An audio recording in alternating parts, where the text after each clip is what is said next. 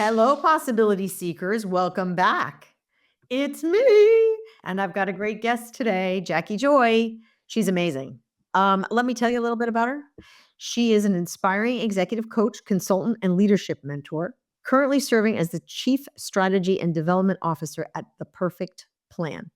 Jackie's human centric and heart centric strategies place people at the core, fostering genuine connections and empathetic leadership. This excels in driving growth, forging strategic partnerships, and inspiring teams to reach their highest potential. Jackie is passionately driven by her vision for elevating women in leadership roles, powerfully enhanced by Dr. Don Barden's research, Here Come the Girls, which we'll talk about today. She believes that women will bring a unique empathy to leadership and do bring unique empathy to leadership, creating environments where people feel seen, heard, and valued. This empathetic approach fosters a culture of inclusivity and respect, which is crucial for any organization's success. Jackie's dedication to mentoring men to become allies of women underscores her holistic approach to leadership, making her an invaluable asset to any organization. Welcome, my friend, Jackie Joy. Thank you so much, Monique. I appreciate you being here. And I want to thank you for all the work that you're doing for women in leadership because it is epic. So if haven't followed Monique yet and gone to one of her retreats, I highly, highly recommend it. Thank you. Thank you. Thank you so much. Jackie was such a huge part of the success of the first retreat that we did back in October. And I think that Jackie can be encapsulated in 3 words. Jackie, tell the world what your 3 words are. My 3 words are focus, zen, and being intentional. Yay! That's awesome. That's awesome. And you are all that and then some. And also she's a Y certified executive coach. So we get to speak each other's language about what our whys are and what motivates us and gets us out of bed in the morning. And we're so incredibly aligned. So here today we're going to talk about why women will take over global leadership between the years of 2028 and 2032, among other things. And that's part of the work that you're doing with Dr. Don Barden. Tell us a little bit about him, the book, what you're up to, and all that good stuff. Oh my gosh. I'm so excited. I have the honor of being able to work with Dr. Don Barden. And one of the reasons I wanted to work with him is because of his new work called Here Come the Girls. This is going to be historical. This is women taking over global leadership between 2028 and 2032, which means there's going to be more women CEOs at the helm than there are men. That doesn't mean we're dissing men. We want men as our allies, but how women train and lead, and it's just something that's very epic. So about Dr. Barden, he is a classically trained senior economist, which means most economists look towards what happened in the past. He looks for forward trends, what's going on in the future. And this is all, and what is exciting about this, one, that a man is bringing this to the forefront, because if a woman would have done it, it would have just been Yet another book about women in leadership, how we think we're the better sex, da-da-da-da-da. But it's a guy that brought it to the attention. So this is going to have a lot of historical measures to it. And I think we're going to get more collaboration from our male counterpart leaders because of the science and math that has brought this to the forefront. Yeah. I'm on page 90 right now of the book. Thank you for giving me an advance copy in preparation for this podcast. It is going to be available in a couple months. Yes. Well, it's going to be available hopefully next week. Yay! Okay. So by the time this episode drops, it's available in the public domain. So Here Come the Girls, Dr. Don Barden and Jackie Joy is his right and left hand. So therefore, you can always reach out to Jackie if you have questions. What I found most interesting, or many of the things I found interesting, were the perspectives on how women lead and how they behave and how they create cultures of collaboration versus, conflict. And they lead with empathy versus an iron glove in general terms. And there are the statistics that he quotes, whether it's McKinsey studies or Harvard Business Review studies or economic studies, of why that is true and why that has significant economic impact on companies and our global economy and our politics and. So what is I think the statistic I wanted you to pull out was the 3 trillion in impact to the global economy by having women lead. Isn't it something like that? We're gonna 10x they're gonna 10x the economy by 2032. Wow. So what's happening in or we look at it as they will 3 cube, like if you have a corporation, they're going to 3 cube, which is almost 10x the revenue that a company would bring in. So what happens is what's different between a male leadership and a woman leadership is men, they can't help it. They're fixers. You know, for those of us that are married and you just want to share something with your husband, he wants to share how to fix it. And that doesn't always work for us. Like, babe, I mean, I always have to preface now with, babe, I'm just sharing a story. I don't need you to fix it. I just need you to listen. That's awesome. But men are fixers. So if something happens in their corporation, they want to take it back, like, let me fix it.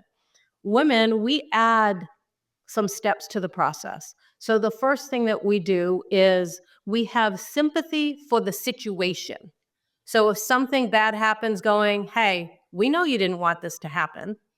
So we have sympathy for the problem, but then we have empathy for the person. That empathy is like, hey, I know you're in charge of this right now. You didn't know the government was going to do a shutdown. You didn't know this was going to happen. So you're empathizing with that person, and God bless you. Then we meet them in the middle. So that's that collaboration. Like, hey, you've got this. We empower them, like, you're in charge of this. You've got this. But if you struggle, let's meet in the middle. So what's happening? People are being seen, heard, understood, and therefore they feel valued. So what happens when people feel valued? They stick around. Like right now, the average age of an employee is 39 years old, and they're changing jobs every 3 years. So within 3 years, that's 100% turnover in a company, which is insane. But when you have women at the helm and you have people being seen, heard, understood, and therefore valued, they stick around because people will bend over backwards when they're being recognized. So those are some of the differences. And the research was being done, they hit 100% by the third person that they talked to.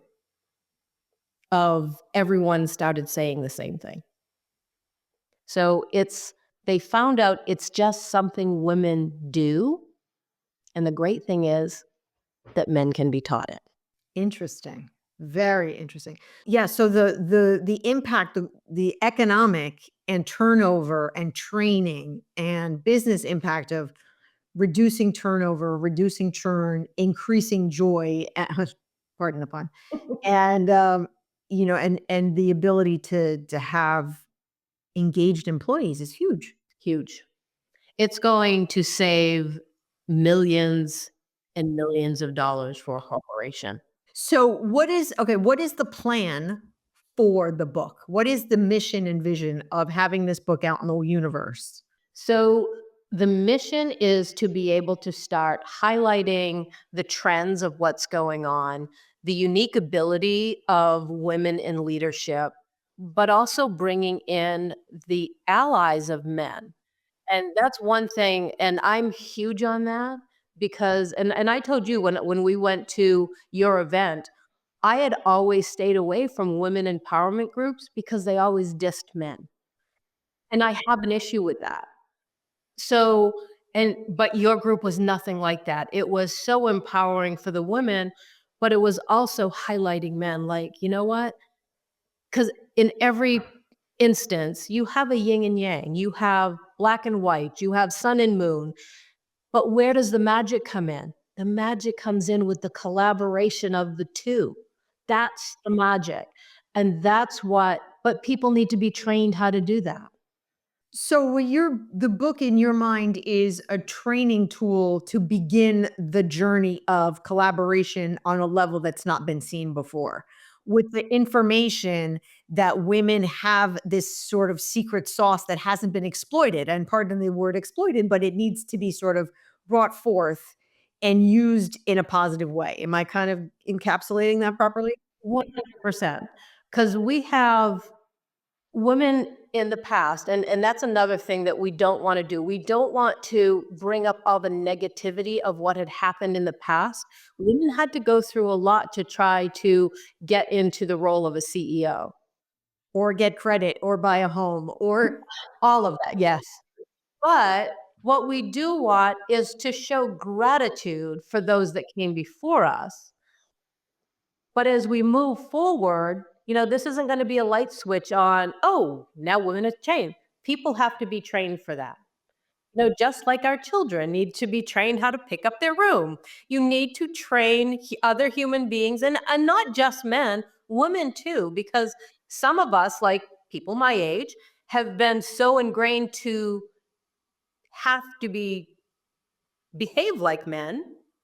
We have to unravel to be ourselves, to bring ourselves again to the forefront. Because in bringing yourself to the forefront, your creativity is now there.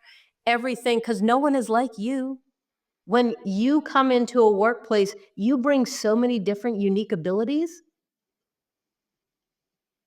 So those are some of the things is being able to show, Don will tell you, he goes, men have known this forever, that women are better leaders. But now it's time to get everybody to level up. Time to mentor them. It's not going to be a light switch. We need to prepare for this change that's coming. so authenticity and authentic leadership, even though I hate the word authentic, and you heard me say that at the retreat. I hate that word, but and it's the idea of leading truly from your heart versus in a way that you think you need to be. I don't know if you know the series Madam Secretary. Yes. Oh Yeah. my god. So Taya Leone for me is literally one of, and I don't use the word idol very, you know, loosely, but she in that series so encapsulates what it is like to lead truly, authentically, with integrity and with word. She is what she says what she is. She is literally what I would want to be when I grow up. And you 100% are. Oh, thank you. So I do believe that that is the way to do it, right? You don't have to pretend to be your predecessor who happened to be a man to be an effective leader. You don't necessarily have to walk, talk, wear the same clothes and do whatever, even though you and I grew up in an era when we did all of that. But it's training and mentoring the newer generations that are coming up to be themselves, to step into their own power, to know that they're okay, to watch their mindset and not be, don't expect themselves to be someone else. Comparison is the thief of joy. Ooh, ladies, put a pin in that. Comparison is the thief of joy. I love that. I like what people think of you is none of your business. Yes, absolutely. And then I had the dubious distinction of meeting Mel Robbins this week. I was so excited. I saw that. That is so exciting. It was so fun. And her Let Them book, super. Loving it. I'm loving it. I'm halfway through it. I'm loving it. But I highly recommend this book. Ah! This is such a great book. If you haven't read it yet, please do. So just for those of you who are not watching us on YouTube, Jackie's pulling out my book, which I'm so excited. I didn't tell her to do that. That's so nice. Thank you, Jackie. You're welcome. I'm getting, actually, I did hear that Mel did read it and she liked it. So she told me she liked it. So yeah, I mean, listen, we're all on the same journey. We're trying to do all these things. You come at it from a different place, but ultimately there is power in community. And I found that out through doing the retreat. And I really believe now more than ever that I too need a tribe to, to help amplify what we're trying to do. You can't push the boulder uphill by yourself. And that's when, can I expound on that?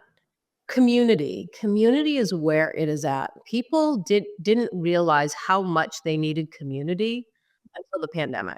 You can't be so isolated like that showed, well, it didn't with me because I, don't always follow rules when it comes to what the government says. So I was out trying to buy a new house at the time, traveling from South Carolina to North Carolina. So I didn't have a lot of the same experiences that people did. But that being said, community is going to be huge this year.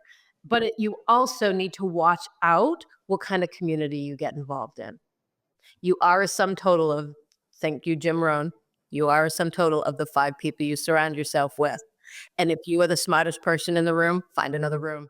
I think I've heard somebody say that. I wonder who that is. I know my son's tired of saying, he's like, "Mom, stop telling me that."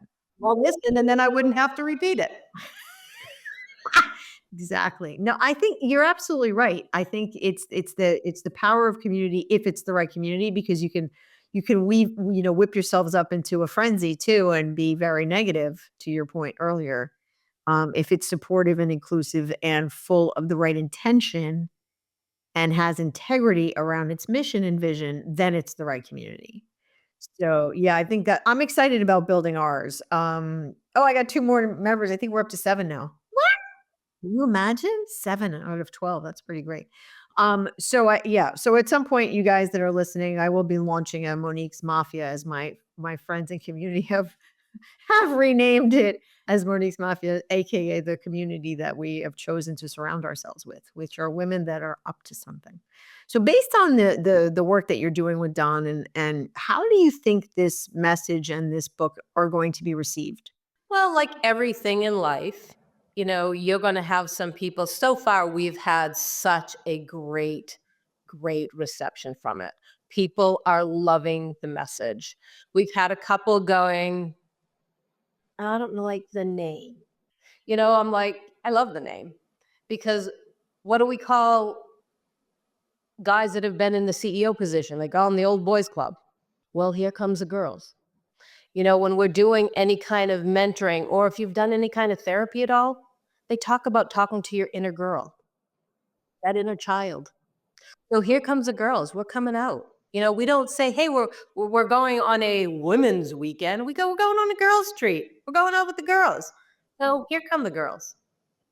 And this is, like I said, I am so excited because this is going to be historical.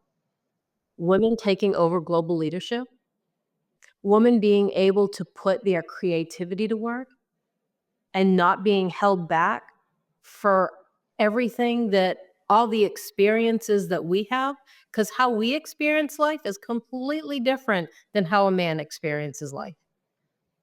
So we don't lead the same. We don't live the same at all. So I'm just so excited to be able to help organizations stop being prepared for the future so they can 10x their businesses. How do you think this will impact the younger generation of women employees at different companies or entrepreneurs that are coming up and trying to form their own businesses, or women that are leaders, regardless of whether they're employees or owners? I think they're going to be more inspired and they're going to be more motivated. They'll probably find mentors sooner than we did. Like, how soon did you find a true mentor? No, didn't have one. Yeah. I mean, late 40s, early 50s. Okay. Our younger generations are going to do that in their 30s. They're going to find women that have paved the way before them. They're going to get coaches like yourself and mentors to be able to go guide them through when someone says, "Oh, this is the way we've always done it." Okay, well, time to change that. you know, if you do what you've always done, you're going to get what you've always gotten. And if we want to change the way that our businesses run, the world is run, we have to have different perspectives. We have to have more of an open mind to go, that's a good idea. Instead of right now, I mean, how there's a lot of women that have had ideas that it's like, yeah, we'll think about it.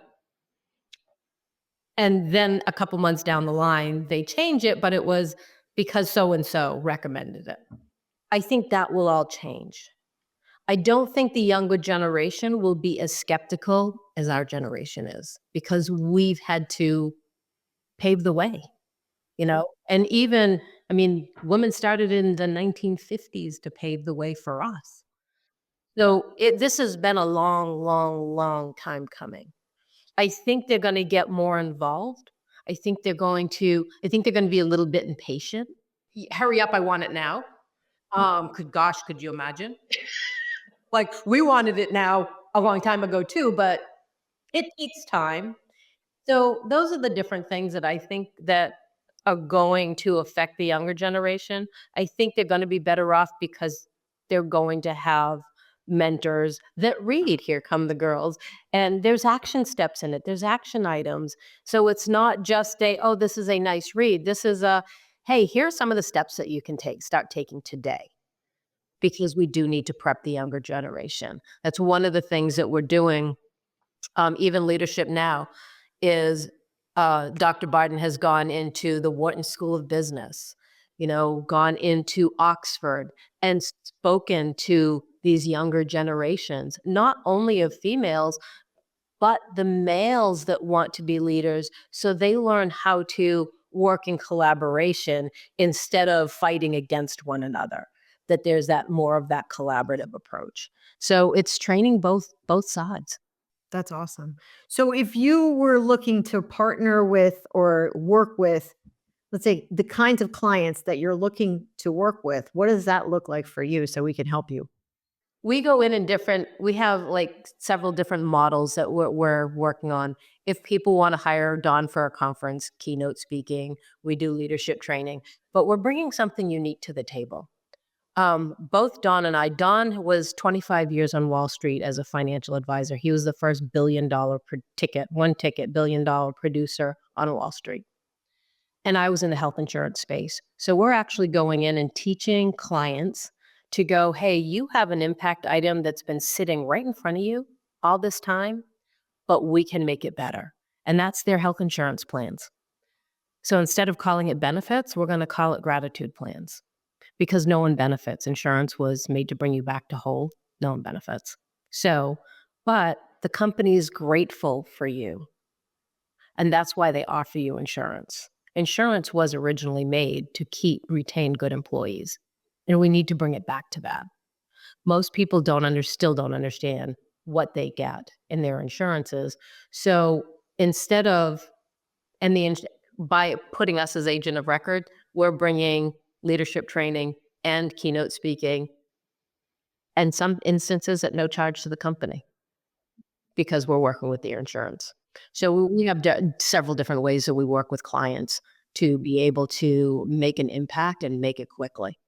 So you would say a company that is experiencing, let's just say, above average turnover or above average or below average satisfaction scores or below average customer sat scores, they're probably candidates to have a little chat with you people, isn't it? 100%. Okay. 100%. So those of you listening, if your company is not having what we call a fine moment, you might want to call our girl Jackie Joy and see how we can fix it. Probably there's something she knows is a trend and that she can help. Okay. So, what would you say to the companies that are resistant to what is the eventuality of this data? Well, people are going to be left behind. Just like in everything else, there is going to be some companies, some corporations are going to be left in the dust. I mean, it's happening right now in the financial industry, banking. This is a whole other topic for another conversation. But there's some companies that aren't doing what the clients are needing. Clients right now, because this is like a perfect storm, the clients are needing to be seen, heard, and understood, therefore valued, which is why the message of Here Come the Girls is so pertinent right now as well. And those companies that aren't doing that for their clients, they're going to go out of business. That's a definite, because clients aren't putting up with it at all. And they can ruin a business very quickly. Wow. So just to be really pragmatic and put a finer point on what Jackie's saying, one of the data points that I read and lifted from the book that I really liked is there was a McKinsey Global Institute report that suggested that advancing women's equality could add $12 trillion to the global GDP by 2025. That this economic potential remains largely untapped when institutions continue to limit women's advancement. So that in and of itself, people, if you don't believe it from a perspective of humanity, of equality, of collaboration, and you're just about the bottom line buck, then you should still pay attention. Absolutely. There's going to be within the book, there's going to be many different reports and studies that are noted. This isn't your typical feel good type of women leadership book. It is very much, this was a doctoral research. This is, so it has, he brought down to the finer points of having action items, what you can do, what's going on, here's why, and all that. But there's a lot of studies that were brought into the back of the book. So we didn't want to muddy up the front of the book. We put all the acknowledgments in the back of all the different reports and where it came from. So you'll be able to look at those reports yourself as well. Yeah, I did, and he did make reference to some of the research within the context of the book, a book that I liked in small form, right? One of the things I lifted as well was the lack of access to influential networks and sponsors is another critical barrier. You and I just talked about that. Just an excerpt from the book, people. Women often have less access to the informal networks where important decisions are made and where sponsors can advocate for their advancement. Research by Development Dimensions International found that while 78% of women in leadership positions serve as formal mentors, only 39% have mentors of their own. Furthermore, men are 46% more likely to have a sponsor who advocates for their next promotion than women. Absolutely. And that's one of the things that we're really working on is getting, and I've been noticing it as I have conversations across different companies, is male CEOs that have daughters that are up and coming, they are so excited for this information because now that they have girls of their own, they're like, oh, they see things in a whole different light than I ever did. And they're also highlighting women and raising them to the forefront because they want to see women succeed as well. So it's great having all these male collaborators and allies. That's really, really awesome. That's great. Oh my goodness. I'm happy to help in any way I can. So let me ask you, we talk a little bit on this podcast or a lot about women having imposter syndrome or self-esteem issues and all the data around, it still hasn't caught up. Asking for raises less frequently, asking for lower amounts of a raise when asking, et cetera, et cetera. So there's a limiting belief situation that we still have to work on. What would you say on and around that topic? Well, the first thing I would say is pay attention to your thoughts. Really pay attention to what you're thinking. If you start thinking negatively about your skills, I want you to start changing that negative thought into a positive thought and keeping track of it.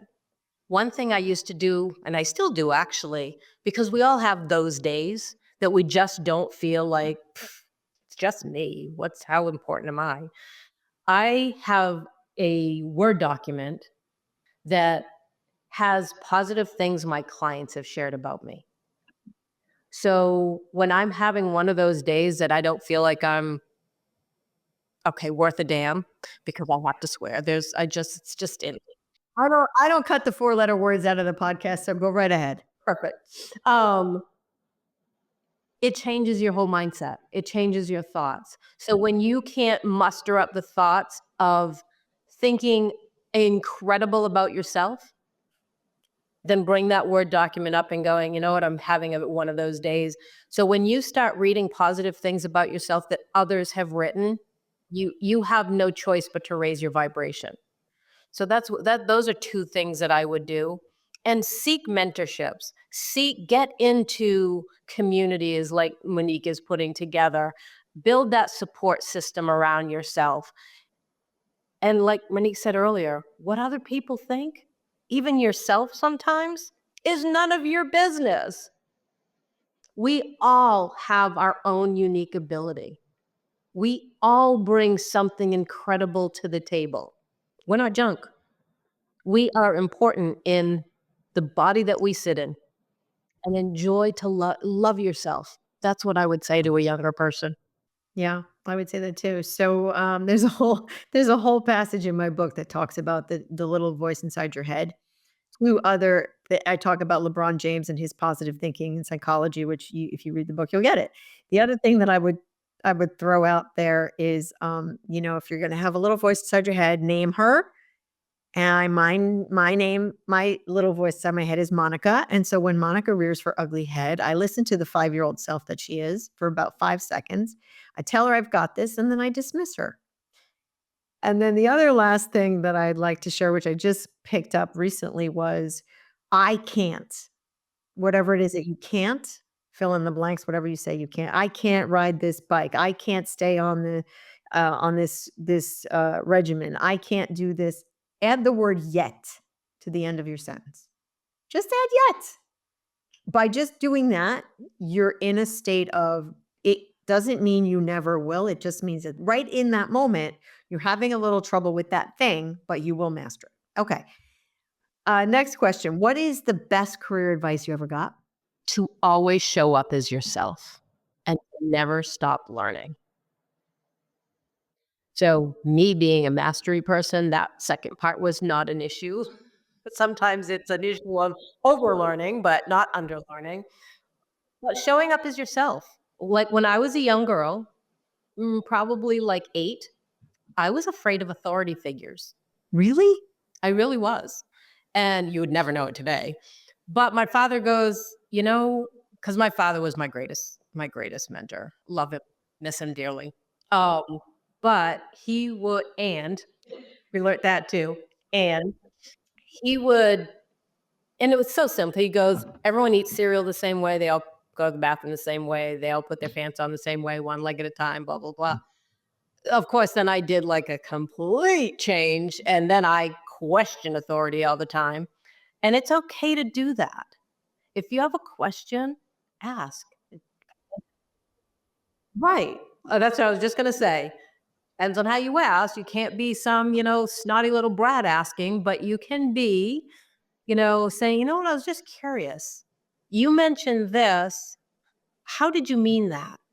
What were you trying to get from that? So it's just having crucial conversations and asking them. So that would be that was the best career advice is just keep on learning and just always show up as yourself. Awesome. What is the worst career advice you've ever gotten? Okay, so the worst career advice would be, and it drives me crazy, and people still do it to this day, especially in sales. Oh, go do exactly what Johnny does and you will be successful. Well, I'm not Johnny. I don't think like Johnny. I don't act like Johnny. My personality is not like Johnny. And my products and service isn't like Johnny's. My products and services aren't like Johnny's. Nothing of how and I saw so many, and that's actually why I got into leadership training, is I saw so many beautiful young women leaving sales. Now, for those of you that have issues with the S word, sales, doesn't matter what you're doing. You could be a doctor, you're in sales. You could be whatever, you're in sales. Yeah. If you're married, someone who was selling, someone was being sold to, when you were this high. So you're in sales. But again, if you don't show up as yourself, you're already setting yourself up for failure already. So be yourself. Don't listen to anyone that tells you, oh, go do what so and so does, because you're not that person. And the way you do things, if you did it exactly the way they did, you could fail because of that not being them. You have to bring yourself to the table always. That's the best. I'm gonna get that as a soundbite, Miss Joy. And then lastly, if you had the opportunity to talk to your 30-year-old self, what would you tell her?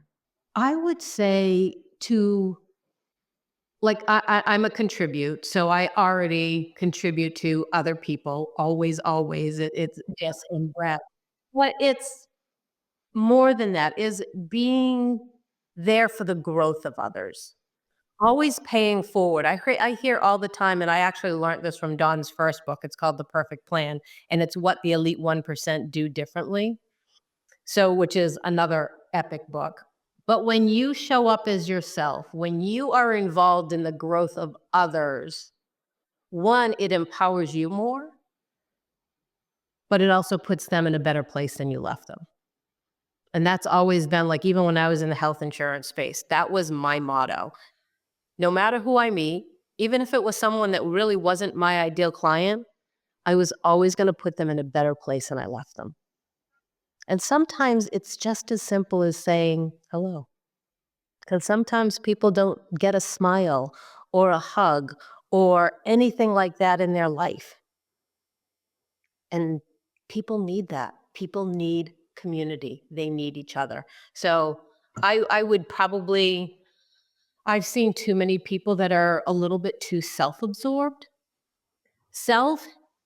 Taking care of yourself is great. Being self-absorbed, not so much. That one word, Jackie Joy, that one word. That was great. Oh my gosh, you are a fountain of wealth of information. Thank you.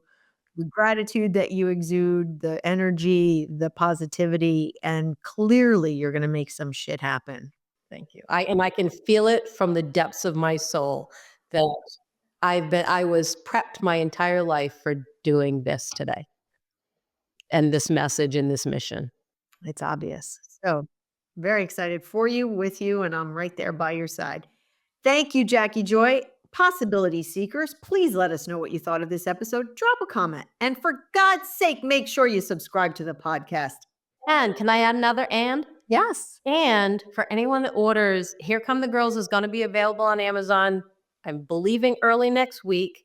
And if you reach out to me on LinkedIn, and it's Jackie Joy, reach out to me on LinkedIn. I will send you a PDF of Dawn's first doctoral study called The Perfect Plan. Perfect. Thank you for that wonderful offer. All right, people, make it a great day. Bye. Thank you so much for listening to Possibilities with Monique de Maio, where we unpack life as a female mover and shaker. If you like the show, please consider liking it, or better still, subscribing to it and leaving us a rating. It truly does help. Also, you can pick up my book, The 7 Secrets to Creating a Life You Love, a practical guide for women in leadership. You can find the book, other episodes of this podcast, and how to stay in touch at moniquedemaio.com. DEMAIO. I look forward to seeing you again soon. With gratitude, Monique.